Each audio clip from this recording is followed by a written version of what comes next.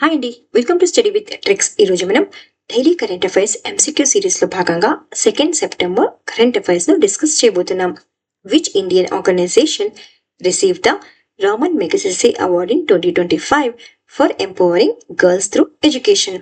2025లో బాలికల విద్య ద్వారా సాధికారత కల్పించిన భారతీయ సంస్థకు రామన్ మెగసెసే అవార్డు లభించింది. ఆ సంస్థ పేరు ఏమిటి అంటే educate girls. So Ramon Magsaysay award అనేటువంటి చాలా ఇంపార్టెంట్ అని ఎగ్జామ్స్ లో అడిగారు ఆల్రెడీ ప్రీవియస్ ఎగ్జామ్స్ లో. సో ఈ అవార్డు అనేటువంటిది ఏ అవార్డు? రామన్ మెగసెసే అవార్డు అనేటువంటిది అవార్డును పొందినటువంటి తొలి భారతీయ సంస్థగా నిలిచిందనమాట. అందుకని ఇంపార్టెంట్ ఇది. ఆ సంస్థ ఏది అంటే ఎడ్యుకేట్ గర్ల్స్. సో ఈ రామన్ మెగసెసే అవార్డును ఆసియాలోనే నోబెల్ బహుమతిగా పరిగణించబడుతుంది. ఎవరైతే ప్రజా సేవలో అద్భుతమైనటువంటి కృషి చేస్తారో ఆ సంస్థలకు ఈ అవార్డును అందిస్తారు. సో ఇప్పుడు ఏ సంస్థకు వచ్చింది రామన్ మెగసెసే అవార్డు అంటే ఎడ్యుకేట్ గర్ల్స్ సంస్థకు వచ్చింది. సో ఈ సంస్థ అనేటువంటిది గ్రామీణ మరియు వెనుకబడిన ప్రాంతాల్లో బాలికల విద్యను ప్రోత్సహిస్తూ సాంస్కృతిక మూఢనమ్మకాలను ఎదుర్కోవడంలో కీలక పాత్ర అనేటువంటిది పోషించింది. అంతేకాకుండా బాలికల యొక్క అక్షరాస్యతను అధిగమించి తమ సామర్థ్యాన్ని తెలుసుకునేలా చేయడంలో ఈ సంస్థ అనేటువంటిది చాలా కృషి చేసింది మరియు బాలికల నైపుణ్యాలు, ఆత్మవిశ్వాసం మరియు అవకాశాలను కల్పిస్తోంది. ఎక్కడ మెయిన్గా అంటే గ్రామీణ ప్రాంతాలలో మరియు వెనుకబడిన ప్రాంతాలలో. సో ఇంపార్టెంట్ ఏంటి అంటే 2025లో రామన్ మెగసెసే అవార్డు పొందినటువంటి తొలి భారతీయ సంస్థ ఏది అంటే educate girls. What was the key declaration adopted by member states during the 25th SCO summit held in Tianjin, China 2025? 2025లో China తియాన్జిన్లో జరిగిన 25వ షాంఘై కోఆపరేషన్ ఆర్గనైజేషన్ సమ్మిట్ సందర్భంగా సభ్య దేశాలు ఈ ముఖ్యమైన ప్రకటనను స్వీకరించాయంటే తియాన్జిన్ ప్రకటన. అలా కాకుండా 25th SCO సమ్మిట్ అనేటువంటిది ఎక్కడ జరిగింది అంటే చైనాలో జరిగింది. తియాన్జిన్ చైనాలో జరిగింది. సో ఇది ఎన్నవది? 25th SCO summit. సో ఇందులో సభ్య దేశాలు తియాన్జిన్ ప్రకటనను స్వీకరించడం జరిగింది. ఈ ప్రకటన ఏంటి అంటే ప్రాంతీయ భద్రత మరియు అభివృద్ధిని బలపరిచే దిశగా ఉంది. ఇది అన్ని రూపాల్లోనూ ఉగ్రవాదాన్ని ఖండించింది మరియు పాలస్తీనా సమస్యకు న్యాయపరమైనటువంటి పరిష్కారానికి మద్దతు ఇచ్చింది. అంతేకాకుండా ఐక్యరాజ్య సమితి తీర్మానం అయినటువంటి 2231. So last time group 1 prelims లో అడిగారు, ఒక నంబర్ ఇచ్చి ఆ నంబర్ అనేటువంటిది దేనికి సంబంధించింది అని అడిగారు. సో ఇక్కడ ఏంటి యుఎన్ రిజల్యూషన్ నంబర్ ఎంత? 2231. దేనికి సంబంధించింది ఈ రిజల్యూషన్ అంటే ఇరాన్ యొక్క అణు కట్టుబాట్లను పునర్ఘటించింది ఈ తీర్మానం అనేటువంటిది. సో ఎగ్జామ్ లో గనక ఐక్యరాజ్య సమితి తీర్మానం ఆర్ యుఎన్ రిజల్యూషన్ 2231 అనేటువంటిది ఏ దేశానికి సంబంధించింది, ఏ దేశం గురించి తెలుపుతుంది అంటే ఇరాన్ మరియు గ్లోబల్ సౌత్ ను శక్తివంతం చేయాల్సిన అవసరాన్ని హైలైట్ చేసింది ఈ సమ్మిట్ లో. అంతేకాకుండా ఐక్యరాజ్య సమితి చార్టర్ మరియు WTO నిబంధనలను ఉల్లంఘించే బలవంతపు చర్యలను కూడా తిరస్కరించింది. On global unity for a just world harmony and development అనే కార్యక్రమాన్ని అధికారికంగా చేర్చారు. ఎగ్జామ్ లో కనుక ఏ సమ్మిట్ అనేటువంటిది on global unity for a just world harmony and development అనే కార్యక్రమాన్ని అధికారికంగా చేర్చారు అంటే SCO సమ్మిట్ అవుతుంది. దీని థీమ్ ఏంటి అని అడిగితే upholding the Shanghai spirit SCO on the move. అలా కాకుండా ఎగ్జామ్ లో గనక 2026 SCO సమ్మిట్ కి ఎవరు ఆతిథ్యం ఇవ్వబోతున్నారు అంటే కిర్గిస్తాన్ ఇస్తుంది. సో చైనా అనేటువంటిది 5th టైం ఈ SCO సమ్మిట్ కి ఆతిథ్యం ఇచ్చింది.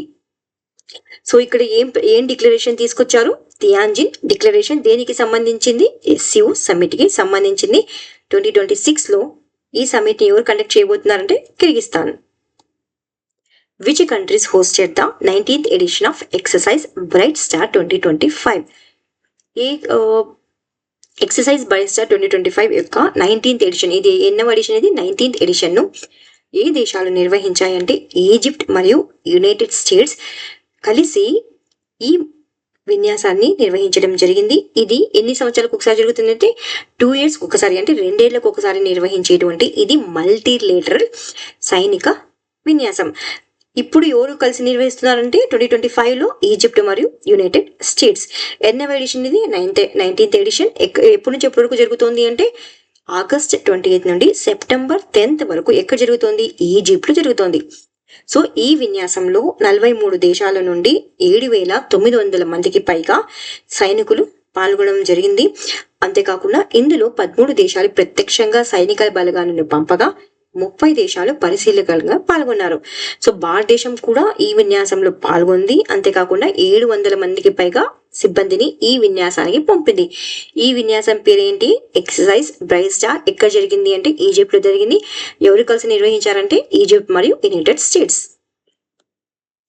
సో ఈ మిలిటరీ ఎక్సర్సైజ్ అనేటువంటి న్యూస్ లో ఉన్నాయి. What was the name of Iran's naval exercise conducted after the June 2025 conflict with Israel? ఏది అది? Sustainable power 1404. ఇజ్రాయెల్ తో కాన్ఫ్లిక్ట్ తర్వాత ఇరాన్ అనేటువంటిది కండక్ట్ చేసిన నావల్ ఎక్సర్సైజ్ ఇది. సో ఎగ్జామ్ లో అలా కాకుండా సస్టైనబుల్ పవర్ 1404 నావల్ ఎక్సర్సైజ్ అనేటువంటిది ఏ దేశం కండక్ట్ చేసింది అంటే ఆన్సర్ ఏమవుతుంది? ఇరాన్ అవుతుంది. Which country is hosting the Talisman Sabre 2025 military exercise and how many nations are participating? Talisman Sabre military exercise ఎవరు కండక్ట్ చేశారు? ఆస్ట్రేలియా కండక్ట్ చేసింది. ఎన్ని దేశాలు పాల్గొంటున్నాయి? 19 కంట్రీస్ పాల్గొంటున్నాయి. ఇది ఎన్నవ edition? 11th edition. Where was the 12th edition of the Sri Lanka India naval exercise held? ఎక్కడ కండక్ట్ చేయబడింది? ఇది కొలంబోలో కండక్ట్ చేయబడింది. దీన్ని ఏమంటారంటే స్లినెక్స్ అంటారు. సారీ, ఇది 14th ఎడిషన్ అండి. ఎప్పటి నుంచి ఎప్పుడు కండక్ట్ చేయబడింది అంటే 14th to 18th వరకు కండక్ట్ చేయడం జరిగింది. Which naval exercise marks the 32nd edition of India Singapore maritime cooperation in 2025? So 32nd edition అయినటువంటి ఇండియా సింగపూర్ యొక్క మ్యారిటైమ్ కోఆపరేషన్ అనేటువంటిది దాని పేరు ఏంటి అంటే సిమ్ బెక్స్ అనమాట. Where is the military exercise bold Kurukshetra 2025 being conducted? ఎక్కడ కండక్ట్ చేయబడింది అంటే జోధ్పూర్ లో కండక్ట్ చేయబడింది, రాజస్థాన్ లో. What is the name of the inaugural joint special forces exercise conducted between the Indian Air Force, Garud Commandos and United States Air Force Special Forces in 2025? So, భారతదేశం మరియు United states air force మధ్య conduct చేయనటువంటి joint special force exercise పేరు ఏంటి అంటే tiger క్లా. So exam లో ఇలా కూడా అడగచ్చు. టైగర్ క్లా అనేటువంటిది ఎక్సర్సైజ్ అనేటువంటిది ఏ రెండు దేశాల మధ్య జరిగింది అంటే భారతదేశం మరియు United states. What is the name of the India-Mongolia joint military exercise that concluded in Ulaanbaatar, Mongolia on June 13, 2025? So దాని పేరు ఏంటి? Nomadic elephant. ఎవరి మధ్య ఏ దేశాల మధ్య జరిగింది? ఇండియా మరియు మంగోలియా మధ్య జరిగింది. ఇవి 2025 ఎక్కడ జరిగింది అంటే ఉలాన్బతార్ లో జరిగింది.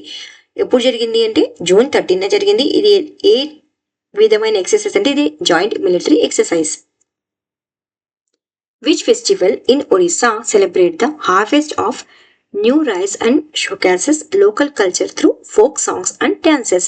ఒడిశాలో కొత్త వరి పంటను జరుపుకుంటూ స్థానిక సంస్కృతి సాంప్రదాయాలను పాటలు మరియు నృత్యాల ద్వారా ప్రదర్శించే పండుగ ఏది అంటే నువఖాయ్ జోహార్ పండుగ. ఈ నువఖాయ్ జోహార్ అనేటువంటిది మెయిన్ గా ఒడిశా రాష్ట్రానికి సంబంధించింది. అయితే జార్ఖండ్ లోని కొన్ని ప్రాంతాల్లో కూడా ఈ పండుగను జరుపుకుంటారు. ఇది మెయిన్ గా వరి పంటకు సంబంధించినటువంటి పండుగ. ఇది రైతులు కొత్తగా కోసిన వరిని స్వాగతించే సందర్భంగా జరుపుకునేటువంటిది పండుగ మరియు వ్యవసాయ సాంప్రదాయాలకు బలమైన సంబంధం కలిగి ఉండే ఈ పండుగలో స్థానికులు పాటలు మరియు నృత్యాల ద్వారా సాంస్కృతిక సాంప్రదాయాలు ప్రతిబింబిస్తారు.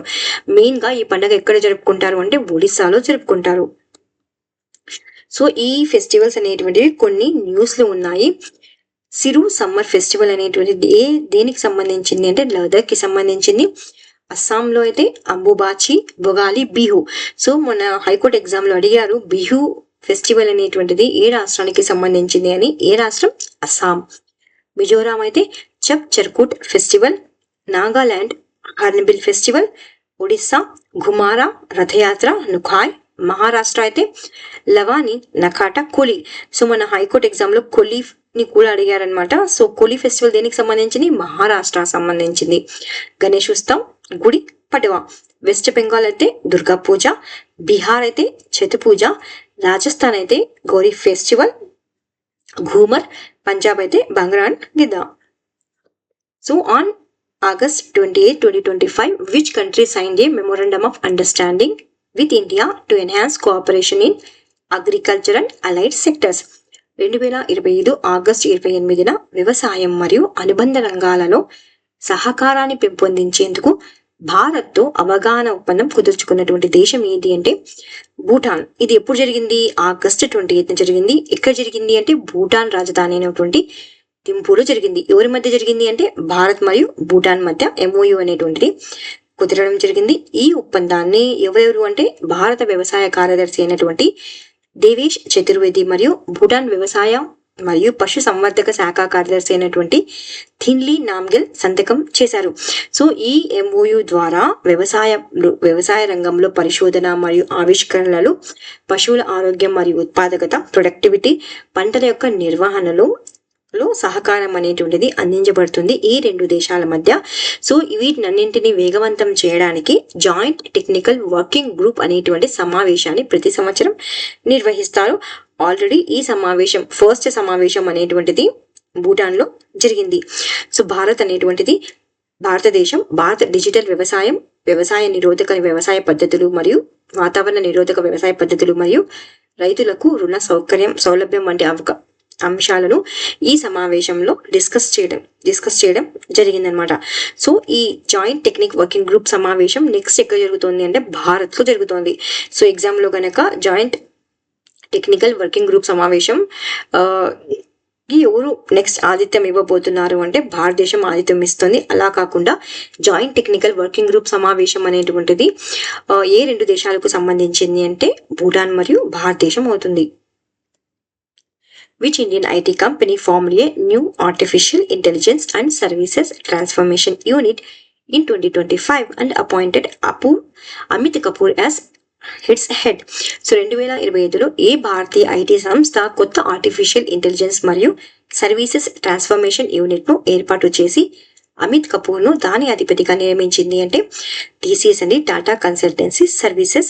ఈ సంస్థ ఆవిష్కరణను వేగవంతం చేయడానికి మరియు డిజిటల్ ట్రాన్స్ఫర్మేషన్ ను ప్రోత్సహించడానికి ప్రత్యేకమైనటువంటి ఆర్టిఫిషియల్ ఇంటెలిజెన్స్ మరియు సర్వీసెస్ ట్రాన్స్ఫర్మేషన్ యూనిట్ ను ప్రారంభించారు.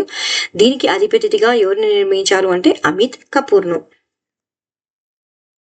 Which state ranked first in the Safe State Energy Efficiency Index 2024 released by the Union Ministry of Power? కేంద్ర విద్యుత్ మంత్రిత్వ శాఖ విడుదల చేసిన రాష్ట్ర శక్తి సామర్థ్య సూచిక 2024లో మొదటి స్థానంలో నిలిచినటువంటి రాష్ట్రం ఏది అంటే మహారాష్ట్ర. ఈ డేటా అనేటువంటిది 2024కి సంబంధించింది కానీ ఇప్పుడు రిలీజ్ అయిందండి. సో ఈ స్టేట్ ఎనర్జీ ఎఫిషియన్సీ ఇండెక్స్ ఎవరు టాప్ పొజిషన్ లో ఉన్నారు అంటే మహారాష్ట్ర అనేటువంటిది ఉంది. రాష్ట్రాలలో మరియు కేంద్ర ప్రాంతాల్లో అన్నిట్లో కలిసి మహారాష్ట్ర టాప్ ప్లేస్ లో ఉంది. ఈ సూచికను ఎవరు సంయుక్తంగా అభివృద్ధి చేశారు అంటే బ్యూరో ఆఫ్ ఎనర్జీ ఎఫిషియన్సీ మరియు alliance for energy efficient economy. So ఎన్ని సూచికల ఆధారంగా ఇది అభివృద్ధి చేశారంటే 66 సూచికల ఆధారంగా 7 డిమాండ్ ఉన్నటువంటి రంగాల్లో రాష్ట్రాల యొక్క శక్తి సామర్థ్యాన్ని అంచనా వేయడం జరిగింది. సో మహారాష్ట్ర అనేటువంటిది అగ్రస్థానంలో నిలిచింది.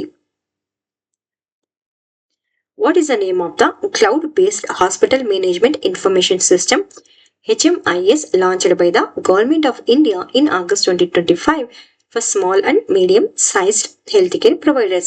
2025 ఆగస్టులో చిన్న మరియు మధ్య తరహా ఆరోగ్య సేవా సంస్థల కోసం భారత ప్రభుత్వం ప్రారంభించిన క్లౌడ్ ఆధారిత హాస్పిటల్ మేనేజ్మెంట్ ఇన్ఫర్మేషన్ సిస్టమ్ యొక్క పేరు ఏమిటి అంటే ఈ సుశ్రుత్ క్లినిక్.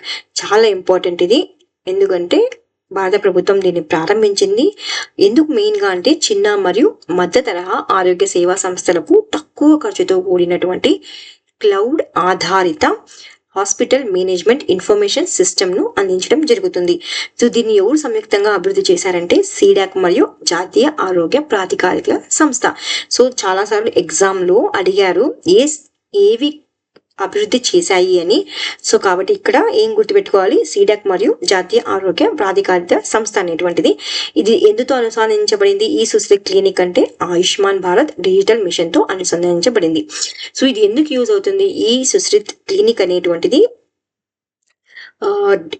రోగుల యొక్క డేటా భద్రత మరియు టెలిమెడిసిన్, డయాగ్నోస్టిక్స్, బిల్లింగ్, ప్రిస్క్రిప్షన్స్ మరియు అవుట్ పేషెంట్ సేవలకు మద్దతును ఇస్తుంది ఈ ప్లాట్ఫామ్ ద్వారా. What is the name of India's first EMI-based credit card launched on the RuPay network in August 2025? 2025 ఆగస్టులో రూపే నెట్వర్క్ ప్రారంభించిన భారతదేశపు తొలి ఈఎంఐ ఆధారిత క్రెడిట్ కార్డ్ పేరు ఏమిటి అంటే unity Bharat pay credit card. So ఈ ఏ నెట్వర్క్ పైన అంటే రూపే నెట్వర్క్ పైన దీన్ని ప్రారంభించారు. ఇది భారతదేశపు మొదటిది కాబట్టి చాలా ఇంపార్టెంట్. ఇది భారతదేశపు మొదటి ఈఎంఐ ఆధారిత క్రెడిట్ కార్డ్. సో దీన్ని ఎవరు అభివృద్ధి చేశారంటే యూనిటీ స్మాల్ ఫైనాన్స్ బ్యాంక్ మరియు భారత్ పే భాగస్వామ్యంతో అభివృద్ధి చేయబడింది.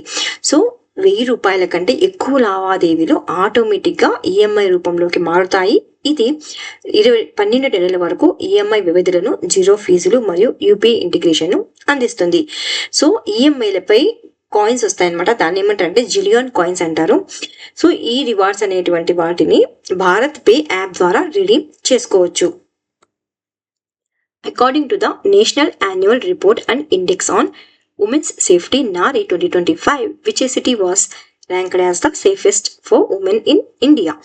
జాతీయ వార్షిక నివేదిక మరియు మహిళా భద్రత సూచిక 2025 ప్రకారం భారతదేశంలో మహిళలకు అత్యంత సురక్షితమైన నగరం ఏది అంటే కోహిమా. ఇది ఎక్కడుంది? నాగాలాండ్ లో ఉంది. సో ఇది ఎప్పుడు విడుదల చేశారంటే August 28న విడుదల చేశారు. ఎవరు విడుదల చేశారు అంటే జాతీయ మహిళా కమిషన్ విడుదల చేసింది. దాని రిపోర్ట్ పేరు ఏమంటారంటే నారీ అంటారు. నారీ 2025 నివేదిక ప్రకారం కోహిమా భారతదేశంలో మహిళలకు అత్యంత సురక్షితమైన నగరంగా గుర్తించబడింది. సో ఎన్ని నగరాలు దీన్ని పరీక్షించారంటే 31st సర్వే కండక్ట్ చేశారు. 31st నగరాల్లో 12,000 మందికి పైగా మహిళల యొక్క అభిప్రాయాలను మరియు అనుభవాల ఆధారంగా ఈ ర్యాంకింగ్ అనేటువంటిది ఇవ్వడం జరిగింది. సో కోహిమా ఎందుకు అగ్రస్థానంలో ఉంది? కారణాలు ఏమిటి అంటే అక్కడ ఉన్నటువంటి లింగ సమతుల్యత, చురుకైనటువంటి కమ్యూనిటీల మద్దతు మరియు పౌరుల యొక్క భాగస్వామ్యం. ఇవే కాకుండా విశాఖపట్నం మరియు భువనేశ్వర్ వంటి నగరాలు కూడా మంచి ప్రదర్శనను చూపించాయి. అయితే ఢిల్లీ, కోల్కతా, పాట్నా వంటి నగరాలు తక్కువ భద్రతను కలిగిన నగరాలుగా గుర్తించబడ్డాయి. చాలా ఇంపార్టెంట్ అండి, ఇది గుర్తించడానికి ట్రై చేయండి. Which city was ranked first in the smart city index 2025 released by the international institute for management development. International institute for management development విడుదల చేసిన స్మార్ట్ సిటీ ఇండెక్స్ 2025లో ఏ నగరం మొదటి స్థానంలో నిలిచింది అంటే జురిచ్ నగరం అనేటువంటిది మొదటి స్థానంలో నిలిచింది. సో ఇది లాస్ట్ ఇయర్ కానీ మొదటి స్థానంలోనే ఉంది, ఈ ఇయర్ కానీ మొదటి స్థానంలోనే ఉంది. సో దీన్ని ఎవరు రూపొందించారు అంటే IMD institute for management development. ఇది నగరాల సాంకేతికతను ఉపయోగించి నగర జీవన ప్రమాణాలు ఎలా మెరుగుపరుస్తాయో ఆధారంగా అంచనా వేయడం జరిగింది. సో దీనికి ఎన్ని పారామీటర్స్ ను పరిగణలోకి తీసుకున్నారు అంటే ఆరోగ్యం మరియు భద్రత, రవాణా, కార్యకలాపాలు, అవకాశాలు మరియు పాలన, సాంకేతికత, మౌలిక సదుపాయాలు మరియు మలిచిపాలన సమన్వయం చేయడంలో జ్యూరిచ్ అనేటువంటిది అగ్రస్థానంలో నిలవడం జరిగింది. ఏఐ ఆధారిత సేవలు మరియు మౌలిక సదుపాయాల వల్ల ఏది దుబాయ్ నగరం కూడా గణనీయంగా మెరుగుపరచడం జరిగింది తన స్థానాన్ని. మన భారతదేశానికి కనుక వచ్చినట్లయితే ఢిల్లీ అనేటువంటిది ఈ ఇండెక్స్ లో 104 ర్యాంక్ ను సాధించింది. ముంబై అయితే 106th ర్యాంక్, హైదరాబాద్ అయితే 109th ర్యాంక్, బెంగళూరు అయితే 110th rank. Which Indian state has announced a ban on new Aadhaar card enrollments for adults above 18 years effective from October 1st, 2025?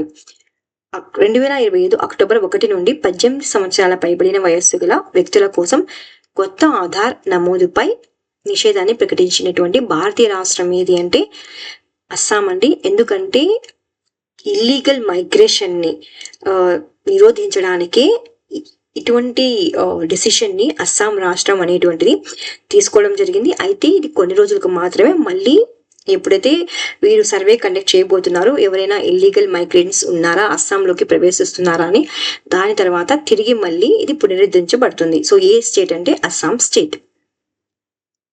So ఇది 1-liner క్వశ్చన్స్ క్విక్ గా discuss చేద్దాం. India launched its first national bio foundry network on August 27, 2025 to scale up biotechnology innovations and boost indigenous bio manufacturing.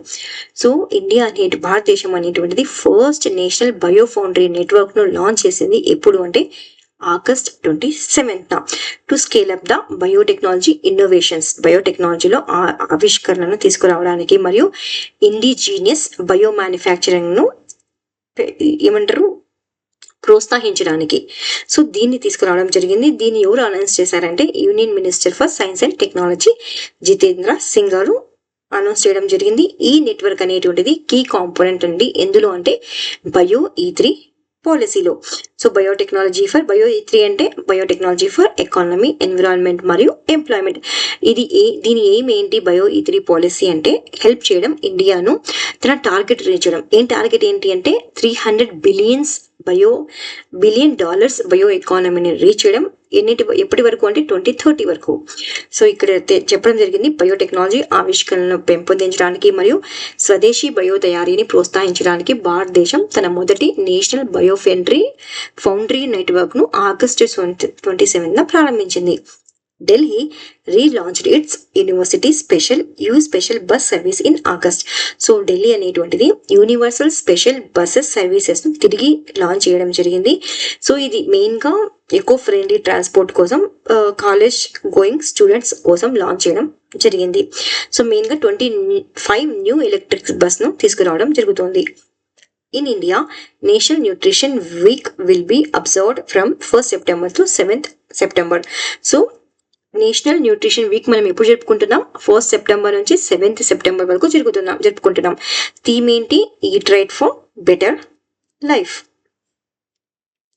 Next, Sikkim chief minister Prem Singh Tamang launched. So Sikkim CM అయినటువంటి ప్రేమ్ సింగ్ తమాంగ్ అనేటువంటి వారు launch చేశారు. దేన్ని అంటే నారీ అదాలత్ను. ఇది ఏ occasion ద్వారా దీన్ని ప్రారంభించారంటే ఫస్ట్ అమ్మ సమ్మాన్ దివస్ ఆధారంగా దీన్ని ప్రారంభించారు. నారీ అదాలత్ అనేటువంటిది సిక్కింలోని గ్రామీణ మరియు సెమీ పట్టణ అంటే ఏంటి అర్బన్ పట్టణ ప్రాంతాలలో ముఖ్యంగా అందుబాటులో మరియు అనధికారిక న్యాయాన్ని అందించడానికి మహిళలు నిర్వహించేటువంటి కమ్యూనిటీ ఆధారిత నివేదిక. వేదిక. సో క్వశ్చన్ లో ఎగ్జామ్ లో ఏం అడుగుతారంటే జస్ట్ నారీ అదాలత్ అనేటువంటిది దానిని ఏ రాష్ట్రం ప్రారంభించింది అని అడిగితే ఆన్సర్ ఏమవుతుందంటే సిక్కిం అవుతుంది. India's 22nd Indian state of management will be established in Guwahati. భారతదేశపు 22nd Indian institute of management అనేటువంటిది ఎక్కడ స్థాపించబడుతోంది అంటే గౌహతిలో ప్రారంభించబడుతోంది. సో 29th ఆగస్ట్ ని మనం ఏ డేగా జరుపుకుంటామంటే నేషనల్ స్పోర్ట్స్ డేగా జరుపుకుంటాం. అదే 29th అయితే national sports day, 27th August అయితే వరల్డ్ లేక్ డేని జరుపుకుంటాం. సో ఇది రివిజన్ క్వశ్చన్స్ క్విక్ గా రివైజ్ చేసేద్దాం. భారత్ నేత్ర కార్యక్రమంను ప్రారంభించినటువంటి భారతీయ రాష్ట్రం ఏది అంటే ఒడిశా. 2025 ఆగస్టులో ఎస్సీ మరియు ఎస్టీ సంక్షేమ కమిటీల చైర్మన్ల జాతీయ సదస్సు ఎక్కడ జరిగింది అంటే భువనేశ్వర్లో. IMF అంచనాల ఆధారంగా అన్యస్టింగ్ నివేదిక ప్రకారం 2038 నాటికి పర్చేసింగ్ పవర్ ప్యారిటీ పరంగా భారతదేశం ప్రపంచ ఆర్థిక వ్యవస్థలో ఎలాంటి స్థానం పొందవచ్చు ఎప్పటి వరకు? 2038 వరకు అంటే 2వ స్థానాన్ని. 2025 ఆగస్టు 26 to 28 తేదీలలో ఎయిర్ మార్షల్ అశుతోష్ దీక్షిత్ హాజరైనటువంటి వార్షిక చీఫ్ ఆఫ్ డిఫెన్స్ సమావేశం ఈ దేశంలో నిర్వహించబడింది అంటే థాయిలాండ్ లో. 2025 ఆగస్టు 30న భారతదేశపు మొట్టమొదటి టెంపర్డ్ గ్లాస్ తయారీ ప్లాంట్ ఏ భారత రాష్ట్రంలో ప్రారంభించబడింది అంటే ఉత్తరప్రదేశ్లో. 2025లో డైమండ్ హార్బర్ FCని ఓడించి డ్యూరాండ్ కప్ టైటిల్ ను గెలుచుకున్నటువంటి ఫుట్బాల్ క్లబ్ ఏది అంటే North East United FC. Mission Sudarshan చక్రలో భాగంగా integrated air defence weapon system యొక్క తొలి విమాన పరీక్షను నిర్వహించిన భారత రక్షణ సంస్థ ఏది అంటే DRDO. అంతర్జాతీయ పునరుత్పాదక ఇంధన సంస్థ IRENA ప్రకారం జపాన్ను అధిగమించి ప్రపంచంలో 3వ అతిపెద్ద సౌర విద్యుత్ ఉత్పత్తిదారుగా ఏ దేశం నిలిచింది అంటే భారతదేశం. సో ఇవన్నీ చాలా ఇంపార్టెంట్ క్వశ్చన్స్ అండి, గుర్తించడానికి ట్రై చేయండి. ఆపరేషన్ సింధూర్. సో అందుకే మనం డైలీ వైజ్ గా ఎప్పటికప్పుడు కరెంట్ అఫైర్స్ ని గనక చూసినట్లయితే ఫ్యూచర్ లో రివిజన్ కి తక్కువ టైం తీసుకుంటుంది అనమాట ఫ్యూచర్ లో రివిజన్ చేయడానికి. సో ఎప్పటికప్పుడు కరెంట్ అఫైర్స్ ని రివిజన్ చేయడానికి ట్రై చేయండి. ఆపరేషన్ సింధూర్లో విజయవంతంగా ఉపయోగించిన తర్వాత భారత వైమానిక దళం కొనుగోలు చేసిన rampage supersonic A2 surface missile ను అభివృద్ధి చేసినటువంటి దేశం ఏది అంటే Israel. World youth archery championship లో వ్యక్తిగత జూనియర్ వరల్డ్ కప్ టైటిల్ ని గెలిచిన తొలి భారతీయ మహిళా కాంపౌండ్ ఆర్చర్ ఎవరు అంటే చికితా తనిపర్తి. భారతదేశం యొక్క గ్రీన్ మొబిలిటీ ప్రయాణంలో బయలురాయిగా మారిన మారుతి సుజుకి యొక్క మొట్టమొదటి బ్యాటరీ ఎలక్ట్రిక్ వెహికల్ ఏ ఎలక్ట్రిక్ ఎస్యూని ప్రారంభించారంటే ఈ విధానం. ఎందుకు ఇది ఇంపార్టెంట్ అంటే మోదీ గారు ప్రారంభించారు కాబట్టి. సో స్టాండర్డ్ జీకేలో భాగంగా నేషనల్ పార్క్స్ గురించి డిస్కస్ చేద్దాం. నేషనల్ పార్క్స్ మరియు వైల్డ్ లైఫ్ శాంక్చురీస్. యాక్చువల్గా అయితే ఇక్కడ పంజాబ్లో అయితే ఎలాంటి నేషనల్ పార్క్ లేదు, సో అది గుర్తుపెట్టుకోండి. వైల్డ్ లైఫ్ శాంక్చురీస్ ఆఫ్ చండీగఢ్లో ఏ వైల్డ్ లైఫ్ శాంక్చురీ అంటే city bird wild life sanctuary ఉంది. ఎగ్జామ్లో కనుక city bird wild life sanctuary అనేటువంటిది ఏ రాష్ట్రాన్ని ఏ ప్రాంతానికి సంబంధించింది అంటే చండీగఢ్కి సంబంధించింది. ఈ city bird wild life sanctuary అనేటువంటిది దేనికి ఫేమస్ అంటే ప్యారెట్స్ కి ఫేమస్ అనమాట. సో దీన్ని ఇంకా ఏమని పిలుస్తారు అంటే ప్యారెట్ బర్డ్ శాంక్చురీ అని కూడా పిలుస్తారు. Wildlife sanctuaries in Punjab అయితే so no national parks in Punjab. Wildlife sanctuaries ఏమున్నాయంటే అబ్హార్ వైల్డ్ లైఫ్ శాంక్చురీ. ఇది ఏ రాష్ట్రాల మధ్యలో ఉంది అంటే హర్యానా, రాజస్థాన్ మరియు పంజాబ్. సో మూడిటికి టచ్ అవుతాయి అనమాట. అంతేకాకుండా ఈ అబోర్ వైల్డ్ లైఫ్ శాంక్చురీ అనేటువంటిది ఎవరు నివాసం ఉంటారు ఇక్కడ అంటే బిష్నాయ్ కమ్యూనిటీ వాళ్ళు నివాసం ఉండేటువంటి ప్లేస్ అనమాట. ఇక్కడ మేజర్ ఫానా ఏముంది అంటే జంతుజాలం ఏముంది అంటే blackbuck, the state animal of Punjab, and blue bull or nilgai. Harike lake wild life sanctuary. ఇది ఒక రామ్సార్ సైట్ కూడా చాలా సార్లు ఎగ్జామ్ లో అడిగారు. Harike lake wild life sanctuary గురించి గుర్తుపెట్టుకోండి. Nangal wild life sanctuary Bhakra Nangal సంబంధించింది. ఇది ఏంటి అంటే రామ్సార్ సైట్ కూడాను. Next Bir Aishwan wild life sanctuary, Bir Bhadson wild life sanctuary, Bir Bunerheri wild life sanctuary, Bir Dosanjh wild life sanctuary, Bir Gurdialpura wild life sanctuary, Bir Mehaswala wild life sanctuary, Bir Moti Bagh wild life sanctuary, Jhajjar Bachauli wild life sanctuary, Kathlaur Kushlian wild life sanctuary, Takhni Rehmapur wild life sanctuary. ఇందులో important ఏవి అంటే మూడు Abohar wild life sanctuary, Harike lake wild life sanctuary మరియు Nangal wild life sanctuary. So Ramsar sites ఏమున్నాయి పంజాబ్ లో అంటే బియాస్ ఉంది. So ఇక్కడ ఏమున్నాయి బషీర్, Himalayan mahseer or golden mahseer అనేటువంటివి ఉన్నాయి ఇక్కడ. సో ఎగ్జామ్ లో అడిగారు ఆల్రెడీ గోల్డెన్ మషీర్ గురించి, యూపీఎస్సీలో అడిగారు ఇది బర్డా కాదా అని. సో గోల్డెన్ మషీర్ అనేటువంటిది దేనికి సంబంధించింది అంటే రామ్సార్ సైట్ బియాస్ అనమాట. Next Harike wetland, Kanjli wetland, Keshopur, Miani, C M R, Nangal WLS, Ropar wetland. Ropar కానీ ఇంపార్టెంట్ అండి, పంజాబ్ లో ఉంది. సో ఇది ఇవాల్టి current affairs. Please like, share and subscribe. Thank you so much for watching study with tricks.